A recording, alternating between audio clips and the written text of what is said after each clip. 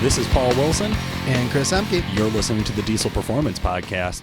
We're in the studio today with a special guest presented by Calibrated Power, Caden Hess. Caden, how the hell are you? Good. How about you guys? Doing great, man. Doing great. Good. So the last time we had you on the show, right, we've had you in the past. We talked about, different goals, builds, stuff like that. You actually have a truck that you had a couple years back here. Yep. And it's now here today round on the two. dyno. Yep. So walk us through what was the setup of the truck? What did that look like a couple years back? So a couple years back, it was bone stock. It didn't even have a lift pump on it last time I was here. It was that stock. It was tuned, and that was it. Tuned and bone stock truck. Hadn't owned it a full year yet, I don't think. Tell our listeners what type of truck it is. It's a 2010 LMM. Okay. Crew cab, short box. Very standardized truck these days. It's like that's like the plug and play for a work truck, right? Mm-hmm. It's got leather. It's got leather. Heated leather seats. That's about as classy as it gets right there. I love it. So, I don't have the heated steering wheel like Chris over here, which I drove the truck today, and that was, you don't go back from that. That is worth a horsepower loss, I think. We call him Princess for it, so don't worry about it. Yeah, and I have gloves in my center console. Shut up. No, I'm serious. You're such a The truck pussy. runs for. I don't care, dude. My fingertips get cold. I don't give a shit. Yeah. I like to be in a warm, toasty vehicle. Caden, back when we interviewed you the first time, I think we had talked about some of your future goals and what your plans for the truck looked like. And we thought this would be a great opportunity for somebody who came on the show a long time ago, back when we were first starting out, and kind of talked about what your plan was, talked about what you wanted to do in the future. Now here we are in the future. We actually get to do an update. Yeah. So give me a rundown, man. What do you got done to this LMM? Hold on. We're going to rewind a little bit. So originally, what were you talking about doing? We were talking about doing somewhat of a budget build. You were talking about like maybe a single turbo. What did the plan originally look like for you? So the plan originally looked like I didn't know whether I was doing a single drop-in style charger, or if I was going to put a 475 over stock, compound setup on it. I had pretty much settled on a 64. I was going to do a Stealth 64, drop-in turbo, run stock fuel, built trans, and just be happy with life. Stock motor, too. And you were just going to run a stock engine, right? Stock engine. Yeah. And I was just going to be happy with life. But, and you were budget-minded. Yes, right? I was, yeah. And that somewhere around last December, about a year ago, that got thrown right out the window. Oh, no. That was done. Nothing happened to the truck. I actually got it was an interesting phone call. It was someone wanted to buy the engine out of my truck. And I said, well, kind of using it. I was driving down the road at the time, and turns out he's a good friend of mine now. We have a mutual friend, and he told him about my truck, and he is actually doing a 1,000 horsepower build, and he needed some core parts because his truck had burned down, and so he bought a new truck, was doing a high horsepower build and that, and gonna drag race it, and he needed some core parts to send in. He wanted basically he wanted to use the block and everything out of my truck and build right from scratch. And the truck he had bought had a built engine in it. And so we worked out a deal. It was just built, but it wasn't built to handle 1,000 horse. There's no girdle on it. So long story short, now I have a 475 over stock compound setup, dual fuelers, 45% over injectors, built engine truck, and now it's on the dyno, and about to find out what it makes. So, I'm hoping it drives off the dyno under its own power too. No matter it's good what, to have goals. Yeah. No matter what the deal is on this truck, or no matter what the deal you got on the motor, it's still more than what you were initially anticipating for the build. Yes. Now you and I, we text often, we go back and forth. Your initial of what you thought, I'm using air quotes like people are watching me right now. Right. But your initial budget, even with the motor swap and everything else, were you even close to that budget, thinking that you were going into this cost sensitive? No, it's everything that people say holds true. Like, you make a budget and that's exactly what you're going to spend, you might as well throw that out the window because there's so much unforeseen shit that you don't. The little stuff. It's the little stuff that adds up, absolutely. And it's, man, it was. And you do all your own work. I mean, you do that stuff. So so that was all my own work, and I still spent thousands more than I had planned on. What's the purpose of the truck then? I mean, is this something that's just going to be a daily driver, a commuter? Are you towing with this thing, or are you? It tows going once out in a for while. performance? I wouldn't call it a a tow rig by any means. I mean, it does tow once in a while, and it does, that 475, you guys weren't lying, where that's a towing setup. I mean, that thing, it's an animal. But it's a daily driver. I mean, it gets driven all year round, every day. Actually, I was just telling Chris earlier, I bought the truck 4 years ago with 67,000 miles, and it rolled in here today and just turned 184.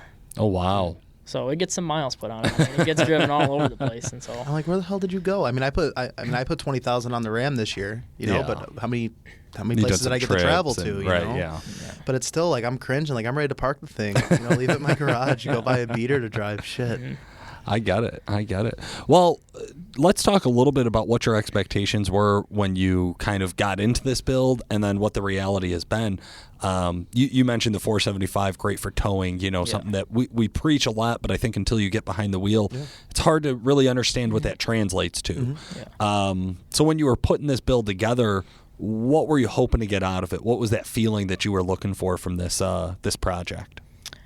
Basically, I just wanted... I actually don't even care about a top power number. I mean, I do. Everybody wants to know when you have this much into it and this much time. But I'm more interested in just a really good daily drive. I want to have fun on the street. I mean, I think that's what most of people that do this kind of building and everything for is. I think that's mainly what they want too. I mean, you can chase a dyno number, but if you can't use it on the street, I mean, what's the point? Yeah, exactly. Yeah. I'm sure, I don't know what it's going to make, and I want to put my foot in my mouth or whatever. I'm hoping it breaks 700. 925. I'm just joking. It's not going to hit 925. So let's talk about the expectations of you working on the truck, getting these parts, and putting them in the vehicle, and expecting to have a turnkey truck right from the get-go. So the truck's finally here on the dyno. You and I have been going back and forth for about a month now, trying to get it here. Just timed in a lot, for us to set up an appointment. But the truck's been together for... Initially? Since April. Okay. Yep. And how many times was the truck down? How many times did you have to look over things, fix things, go over the build with a fine-tooth comb? Even though you do the work, and this is something you do on a professional level, right? It's something that you did incorrectly or correctly. Yeah. It's a build. It's custom. There was quite a few times. It definitely was. I mean, you think it sounds so easy, the engine was done sitting right there. The whole setup was, I was going to lift the cab off the truck, take one engine out, bolt that one in, and drop it back down and drive it out in a weekend. It's like a Lego kit, right? You just unplug them and plug the new ones in, and it's good. You just build it. I was optimistic. Right. Yeah, I was optimistic. Okay. So 3 weeks later, it rolled out of the garage. Wait, hold on. Just for the listeners, you were planning a weekend.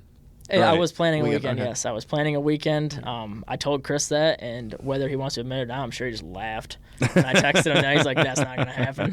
Most of the time. So then I can't remember if it was 3 weeks or a month.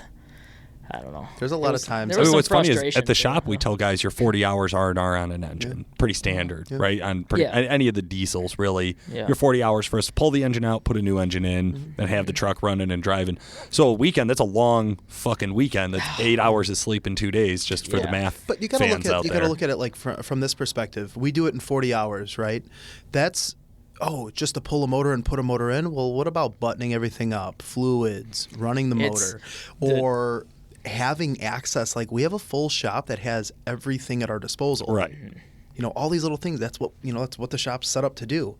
So when time gets thrown into the mix, where you have, you need to get a gasket. Like I had, I got to give credit to one of my good friends. He's Lou. He helped me so much on this thing, and it still took us that long to do it. Fucking Lou. Yeah, I like Lou. Lou. Yeah, I like Lou. Oh, Lou. He helped me a lot on this, and it was still, it's the little things too, because the cab was back on. I'm like, all right, this thing is, it's done.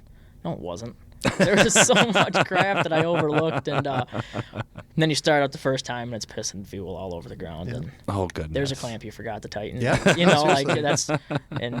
that's what the point of the test drives and everything are for. I mean, even to consider, because you have a full-time job, right? So when you say it took you 3 weeks to a month, by no means were you working on this every day. No. 8 hours a day. It wasn't like that. Sure. But how crisp are you when you're working an 8 or a 10-hour day? Or, you have 1 day off a week, and then you go there to work on this truck for 8 to 10 hours. It takes a toll on you. It does, and that's the thing is, it's different. Like, so if this was my regular everyday job, it probably would have gone a little bit smoother, because starts and stops, I mean, that's where stuff gets overlooked right there. And that's definitely, that's how the fuel leak got overlooked, when it dropped in there. Because I was working on it on the weekends a couple times during the week, but then I'd go, 4 or 5 days. A couple times I went 4 or 5 days without ever touching it. And then you walk back in there, turn the lights on, heat the shop up, and you don't start in the exact same spot you left off. Right. And that's what happens. Overlook stuff. And it's tough too when you're doing it by yourself, right? Or even with help, that. It's like, well, you're not going to get that same consistent help at every time you show up to work on it. You're going to get help here and help there and things like that. So knowing what did the other guy do, where did he leave off, how well is that done, and then even then you get it all together, and now it's no longer these kits, right? Like I joke about the Lego pieces, but you do when you look at this build way back when you first pulled the engine, you're like, I'm going to get an engine, I'm going to get a turbo kit, I'm going to get a gasket kit, I'm going to get an oil line kit, and then I'm just going to put all these things together. Just put it together. But now you have it together, it's no longer kits, right? Like now it's one whole piece, and now you're not troubleshooting, is it that kit or is it this piece? It's like now I'm in the truck and there's a tick or there's a sound or there's I looked under the truck and there's fluid leaking, right? Like there's moments until you can figure out what all that stuff is. How did you go through the troubleshooting process? What did that look like? Was there a time that something was really kind of tough or harder to figure out? Yes, there was actually. It was, so I got the truck all together, drove it, and it was fine. And then I texted Chris one day. I finally went to use the truck and see what it could do, and it wouldn't launch. I could not load the truck against the brakes. It would not rev over 1,500 RPM no matter what you did. And it was, I was beating my head off the wall. I was sending data logs in and couldn't find anything wrong with it. Mass airflow sensor in backwards on the twin kit? No. Okay. I checked that. I think it was one of the first things he texted me. That is mass airflow sensor. And I don't think you can do that on those kits anymore. I think they got it. Oh, really? I think. Wow.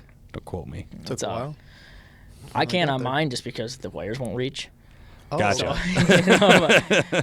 So I knew that was good. And but the thing was, it would drive down the road just fine. As long as the tires were already moving, it would, it'd go like a bat out of hell. But I couldn't do a burnout in a twin turbo truck, and that is frustrating, man. And then we're going back and forth. The converter needed to be restalled. I'm like, no, Katie, you don't need to restall the converter. Did you have him flash it back to stock?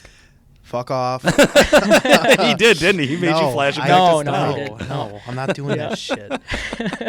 So a couple data logs went back and forth. So then there's the next, piece of the puzzle here, and this is something that myself, it's not a truck, but like when I did my car, there was a good amount of time back and forth with my tuner, getting my car setup dialed in. So being that you're 6 hours away in Michigan, we're here in northern Illinois, the back and forth, the data logging, the fine tuning, the data logging, the fine tuning, it takes a couple revisions. Mm-hmm. And then you've gotten miles on the truck. I mean, probably 20,000 miles after this build with how much you drive the fucking thing? Actually, it does. Exactly 20,000 miles since. Really? Yep. Since April, I put exactly 20,000 miles on the truck. Jesus so, all right. Well, I was kidding. I was thinking about that on the way down here. I was like, man, that's how many? And so I started looking at the odometer. I'm like, holy shit.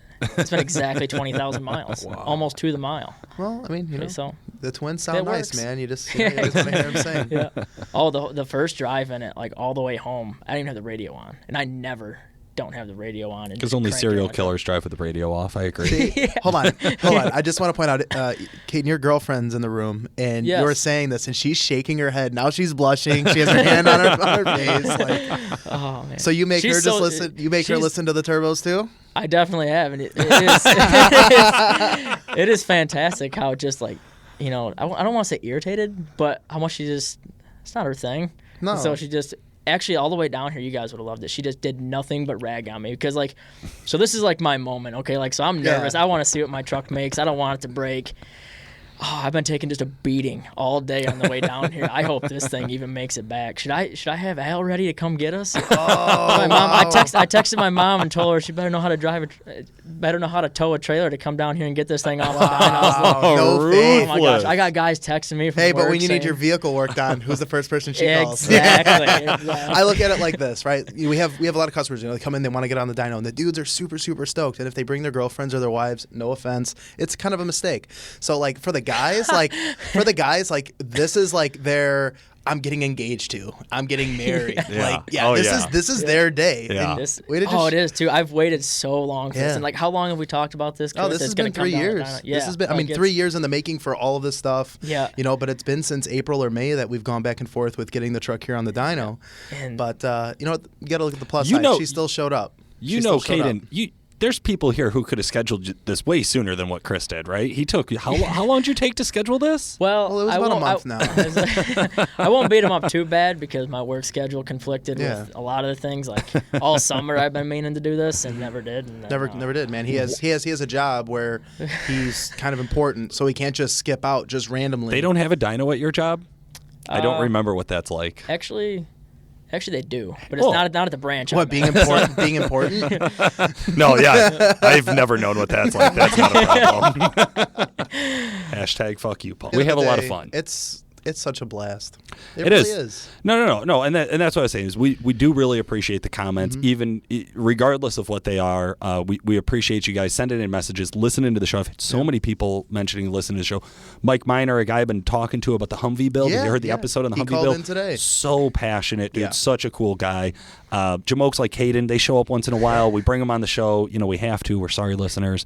But no, we have a lot of fun. We Caden really texts appreciate me 9 o'clock at night, hey, man, I need to install my converter. No, you don't. 2 days later, hey, man, you never responded. I'm like, fuck, I never hit send. It still just says no. No, ... Like, what sucks is the converter was already out of the truck. I didn't know that. Well, here's the thing is, so I knew it probably didn't need to be restalled because that doesn't make That's customer sense. service at its finest. So sorry. So back to the one of the problems you have with a build is you have these little issues you run into. Okay, so the truck wouldn't load against the brakes. It wouldn't launch. I had a compound turbo truck that wouldn't get out of its own way coming out of the hole. Wouldn't even do a burnout. Like that thing should, spin the rim inside the tire, Yeah. But, so I'm thinking the converter's tightening up, and then people are telling me I need a higher stall converter, which really didn't make any sense to me because it's a stocker twin kit, so it's still a stock Charger in the Valley. Right. And long story short, I misdiagnosed the truck, and I'll take full responsibility. Like, I misdiagnosed that. I thought the converter was failing. I didn't necessarily think it was the wrong stall. I thought it was failing. Right. Took it out, sent it in. I was super pumped. Like, at least I figured out the problem. I get a call from Dave at Guerin Transmissions, and he's like, hey, dude, this thing looks brand new. I was like, that is not what I wanted to hear from you right now. And long story short, it was a wiring issue. And got it sorted out. So, I ended up going through the whole trans again, thinking I had all these other issues. Trans was perfectly fine. It was, I definitely had to bite the bullet on that one. Took the whole thing apart, had the converter set in, put it all back together. I replaced a couple things while I was in there just because you'd be stupid not to, but put it all back in. And the truck did the same exact thing as it was doing before. So it was, that was frustrating. That was one of those things where I had to just walk away from it at the time, because I just beat my head off the wall on this thing and finally found the wiring issue, got it sorted out. And, what was wired incorrectly that was causing that problem? Well, I guess I call it a wiring issue. So my four-wheel drive didn't work in the midst of all this, and I knew that, but I'm like, okay, so the four-wheel drive doesn't work. That has nothing to do with doing a burnout. Like, I never do a four-dig burnout, Paul. So four-wheel drive didn't work the whole time, and I knew that. And so finally I was just like, well, I'm going to fix this while I'm at it. And the encoder motor, I believe you call it, on the transfer case, somehow, I don't know how it happened, lost its calibration. They have to learn the position they're in. And I had my scanner hooked up to it. And when I was at an idle, every time I stopped, the truck said it was in 4 low. And once I was going and up to speed, it would either default to too high or it just thought I was going too fast for 4 low. And the scanner would change to too high. And I'm like, what the hell is this? And so I recalibrated it. It went through its learn procedure. Truck lit the tires up immediately. I was like, what in the world, man? Like, I overlooked that. Like, that was right in front of my face the whole time. You know, and it's like, really funny, too. When we were I didn't even want to tell anybody afterwards, like, what the problem was. Everybody's like, hey, you finally figured your truck. I'm like, yeah, what was it? Oh, you don't even want to know. It was too long to go into. Like, I didn't even want to say it. It's really funny because when we were doing the diagnostic, that was going to be my next recommendation. Shut the fuck up. Yeah. He forgot to press send on that. Forgot to press send. He actually told me that the first day. He forgot to press send. When I'm trying to dodge, I'm sure that was the next thing he was going to say. When I'm trying to dodge Caden, he'll Facebook message me, so I text him back, and then he'll respond into Snapchat. So then I respond to him, you know, on like Instagram. You know, and it's like we have the same conversation going like 3 different ways to communicate, and then it gets lost. But we were able to figure it out. So the next time, well, don't say we, motherfucker. You didn't have anything to do with that. I have lots of text messages. He had a lot of annoying text messages to do with that. So I'll give him that. He had a lot of. Hey man, that must have been really hard for you, Chris, getting text messages and not replying to them. Yeah. I know what it's like to go through a struggle, Paul. I'm listening to him about some fucking wiring issue. I had a catalytic converter in my car that was welded shut, and I couldn't figure out why the goddamn thing wouldn't run. All right, that's what took up half my summer. I go back to the guy that built the car. He's like, I didn't know your car had a catalytic converter. Yeah, fuck me, right? So let's be real. I know what it's like to overlook dumb stuff. We're so good at automotive. So yeah, at the end of the day, things happen. Like, that's it. Well, it's over. It's done. You know, spent a lot of money on the transmission and converter. That was fantastic. Didn't need to. Even better. Ray is enjoying this way too much. Oh my gosh! She's like, yeah, this guy I finally heard about admitting all of his faults. The whole, because I will never admit this to her. And now she's sitting right here, and I'm telling it to you guys. And now it's like recorded, so it's out there. So all four this, of our listeners will hear this. Yes, right? exactly. Yeah. We're up to like 5 downloads. It's gonna be 6 after she plays this for all the people that I don't want to hear. Well, if you don't mind, can you just share the link so they all have to download it? Don't share. Yeah, you can't share listens. So now we can get to like 10 or 12 maybe. I like it. Caden, where do you go from here with the truck, man? You're gonna roll off the dyno today. I'm confident. I'll say it because I don't care about being wrong. You'll break 700 horsepower. You'll drive it home. He's not gonna break. Ray, take it easy. Oh my gosh, I'm taking a bidding. Yo, we already talked about this. He's actually the new proud owner of the Durburb. Oh no shit. Yes. Oh man. So no shit. That's gonna be Ray's new ride. Oh no shit! Yes. What's terrible is I told her that, like, I'm like, oh man, I was like, if we're together one day, like, if you ever have a Suburban, it's gonna have a Duramax in it, and I wish I was the owner of the Durburb. Like, Chris is full of shit, but he's gonna have the perfect tow rig. It's gonna come off the dyno. We're gonna load the burb up, and he's gonna take it all back to Michigan. I got a trailer for you. Yeah, we can work a nice package. According to Rayanna here, I am going to have to buy the Durburb, and the trailer's going to be hooked to the Durburb with my truck on it because I've taken nothing but a beating all day long. Like, that thing, like, oh, man, I hope that crank holds on because, like I overthink shit way too much on my own vehicle. Like, I'll tell people, you know, like, I can spit the game. Like, I can tell them a build, like, oh, no, man, like, 700 horse, like, stock crankshaft, like, yeah, you're fine. Yeah, like all day money. Yeah, there's horror stories out there, but I refer to like the CP4. Like when you say it, Paul, like no one goes on Facebook forums to say how awesome their stock crankshaft is. So you only hear about this. You only hear about the terrible things. Well, the only thing I think she listens to when I'm talking is the terrible things that could happen, and that's all she'll ever bring up. She's like, yeah. She's like, well, we're gonna be driving back. How's that gonna work with a 2-piece crankshaft? Like, isn't the timing gonna be off on the front couple cylinders? I'm like, oh my god. I mean, the fact that she can even reference that, I am extremely impressed. And what makes it even worse is she's like, yeah, and okay, yeah, we'll get to that in a minute. But so what makes it even worse is she's talking like the truck's not even gonna make it down there. So I left at 3 a.m. from where I live to get down here in time. So it's 3 a.m, and I don't make it 3 miles away from my house, and I smoked a deer with the truck this morning. And, oh, man, I was so dang mad. Like, it was, like I know we can swear on here, but we can't even repeat what I was saying. Like, I was that mad. I got out and looked, and I made sure nothing was leaking. Like, yeah, the front bumper's messed up. The truck took it better than the last time I hit a deer with the truck. I don't even want to look at the car. I don't even want to look at the Carfax. I asked him. I go, "What happened?" He's like, "Well, the deer was running away." He goes, and then as I was getting closer, the deer turned around and came back. I was like, "You didn't think of shutting the lights off?" Deers are attracted to light. He's like, "No." I did not think about that. Like, yo, man, your front end's fucked up. Good job. I shut that shit off. And, I flash the lights and honk the horns, which also doesn't work. No, actually, yeah. I've tried to. So I've hit 3 deer with this truck so far. Where the fuck are you driving?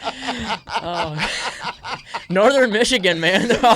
Through a deer preserve? Actually, there's one 3 miles from my house, and I wish I could hit one of them because that'd be an awesome buck there, But it's fuck my truck, man. It's like Caden Hess, hunter number 1. When you're really good friends with the body shop guy for all the wrong reasons, Yeah. So, yeah, and then another thing that makes it worse too is she rags on me all the time. So like, the truck will have a problem when I'm driving it, and then as soon as she gets in it, like she doesn't have a dime in this thing. She doesn't give a shit. She's driving it like she stole it. Like this thing, she's just beating the hell out of it, and it won't skip a beat, man. Hold on, but let me ask you something. It'll click off every shift, and she can drive the truck. Yes, she can drive the truck. She has put quite a few miles on the truck, actually. So you think she's a better driver than you in the truck? No, dude, I'm not going there. I'm not going there. I've already gave up your man card. I've already given her way too much. She's not a better driver. She just doesn't give a shit. So she's not like hypersensitive to every single noise it makes. She just gets in it, does a burnout, flies down the street, makes a quarter-mile pass on it, won't skip a beat. It'll click off all 6 gears.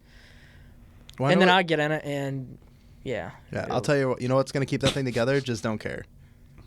That's right, too. No, I got terrible advice. That's what cost you every engine you fucking rebuilt I just didn't give a shit. No. After you build it, do it right. I have it on recording. Every time I take my car out, I beat the shit out of it. And if it breaks, it'll go in my garage. I don't give a shit.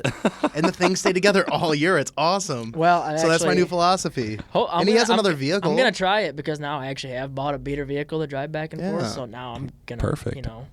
If it breaks, and that's part of the reason why I cared, because it was my daily driver. I had to rely on it. So if I went out and was stupid one night and broke it, I still had to get to work the next day. Right. That's why his wiring was all jacked up. It's like shit happens. Yeah, but that's really bad advice. Don't fucking care. Well, it seems like it though, because I got one of my best friends.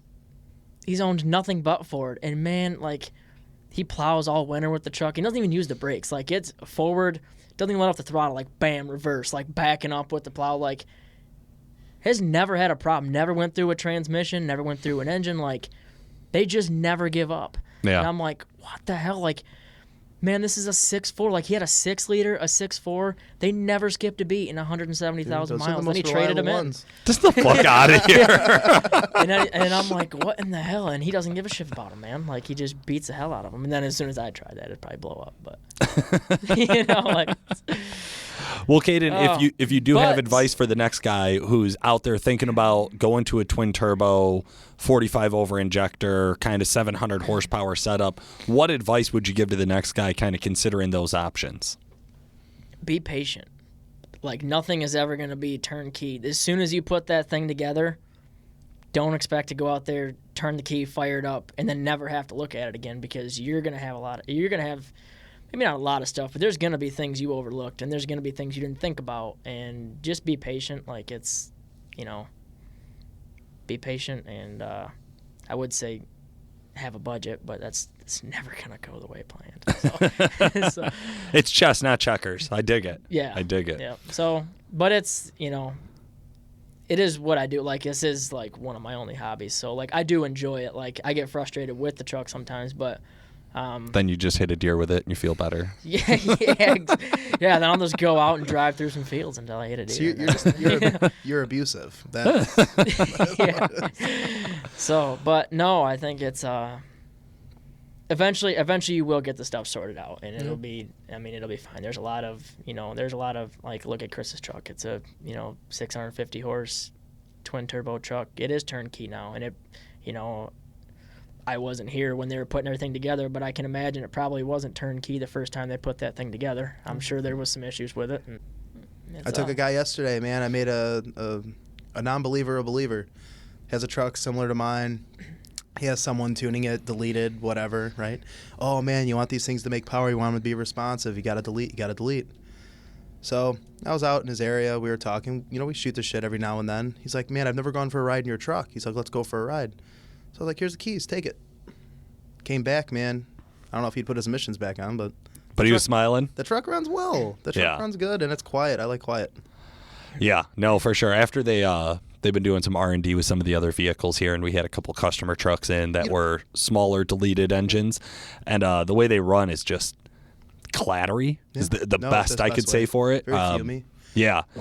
So jumping into that, and then I had to go do some shoots with the L5P. I was getting some engine noise from it the other day, and I'll tell you, man, it was so nice sitting in that thing. Except for the damn seat buzzing at me every time I drive by something. Yeah. But speaking of L5P, I actually took Caden and his girlfriend for a test drive in ours. They're working out a couple little things. We're going to be, when this goes live, it'll be launched to the public by the time this episode goes live. But Caden, kind of getting some seat time in the second ever tuned L5P, essentially. Yep. How'd it feel, power wise? Really good. Like, it is an impressive truck for essentially stock. Stock turbo, stock fuel system. I mean, that thing, it pulls hard. Like, it puts you right back in your seat. It's violent. It is. It's got a nasty torque. It gets up and goes. I love it. So, very broad torque. Like, it starts down low and it pulls hard the whole way. Comes here in a twin turbo LMM, takes a twin turbo cum daddy, takes a tuned L5P, like, just living the life. Who the fuck is this guy? What do you even do, bro? Yeah, what do you even do? Awesome, guys. Well, I think that is our time for today. Caden, anybody you want to give a shout out to before we wrap it up? Yeah, I'd like to give out shout out, a couple of my friends, TJ, Lou, David, all the guys that helped me on this thing and helped me get the truck together and have listened to my bitching, Chris, and yeah, I'm sure I'm forgetting someone, so I'm sorry if you're listening to this and I forget it. I'll give a shout out to Ray here for putting up with me through the whole time and the whole build and the nonstop just bitching I had about the whole thing and trying to figure stuff out. But did you get the whole, like, why are you complaining? You got yourself into this. Why are you so upset? You knew what was going to happen. I think that was verbatim. Thank you, Chris. It's like you were there. Yeah, exactly. I've had that a time or two. Well, that's awesome, man. Well, Caden, thank you so much for coming down and joining us on guys. the podcast. I appreciate it, and it was fun. Absolutely, man. Cool. Thanks. For today, this has been Paul Wilson. And Chris Ehmke. Thanks for listening. The Diesel Performance Podcast is brought to you by Calibrated Power Solutions, home of DuramaxTuner.com. Calibrated Power develops emissions-equipped calibrations for a wide variety of diesel powertrains, including the Duramax, Cummins, Power Stroke, John Deere, Case, New Holland, and many more. For more information and great customer service, check out calibratedpower.com or call 815-568-7920. That's 815-568-7920. Did you have him flash it back to stock? Fuck off. He did, didn't he? He made you flash it back.